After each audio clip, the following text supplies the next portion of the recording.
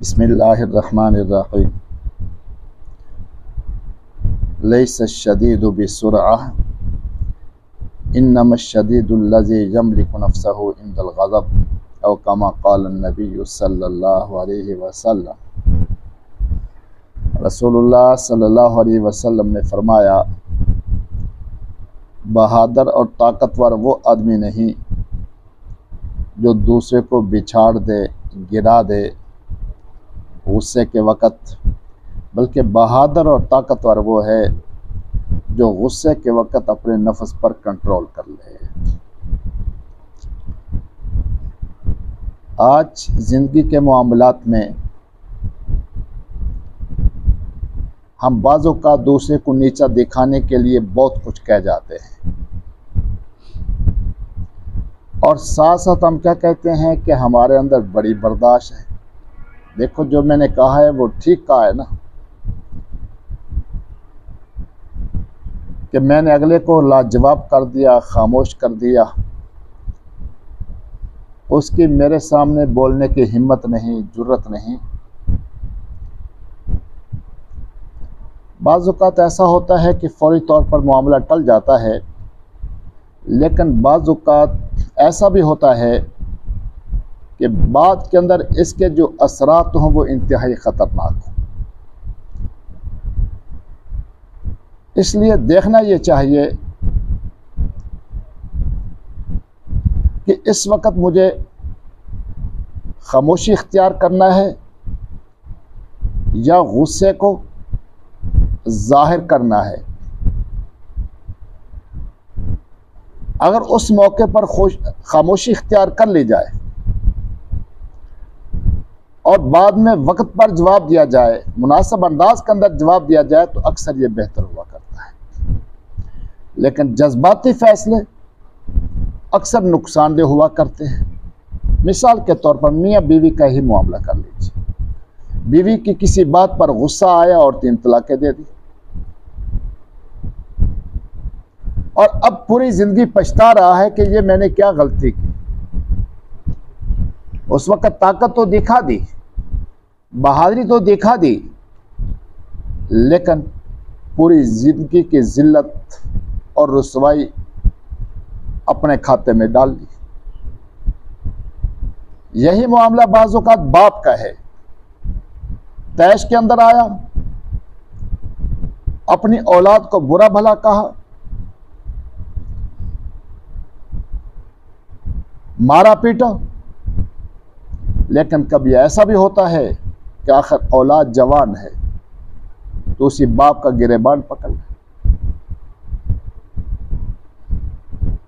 फिर आदमी पछताता रहे पूरी जिंदगी तो उसका क्या फायदा होगा। औलाद जब जवान हो जाए तो फिर हिकमत अमली बहुत ज़रूरी है।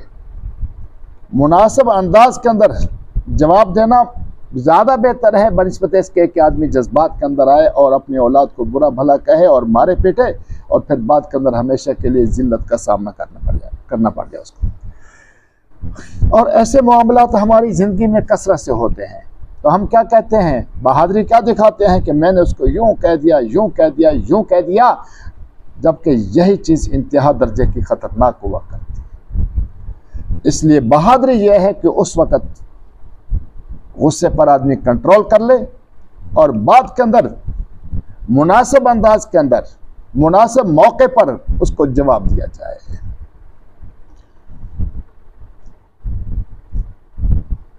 इसलिए भाई, हम में से हर एक जिम्मेदार है। मुख्तलिफ शोबों में हमारी जिम्मेदारियां हैं। हमने सोचना है हम छोटे हैं या बड़े, घर के सरबराह हैं या इदारों के सरबराह हैं, या साथियों में बड़े हैं या छोटे हैं, जैसे कैसे भी हैं हमने ये देखना है कि कहाँ पर जवाब देना मुनासिब है और कहाँ पर जवाब देना मुनासिब नहीं है। बाज़ों का खामोशी ऐसा जवाब हुआ करता है कि इसका कोई जवाब नहीं। मैं इस पर एक मिसाल सुनाता हूँ। इमाम आज़म अबू हनीफा रहमहुल्लाह, उनके वालिद की वफ़ात हो गई। इलाके का इंतहाई बदबख्त किस्म का आदमी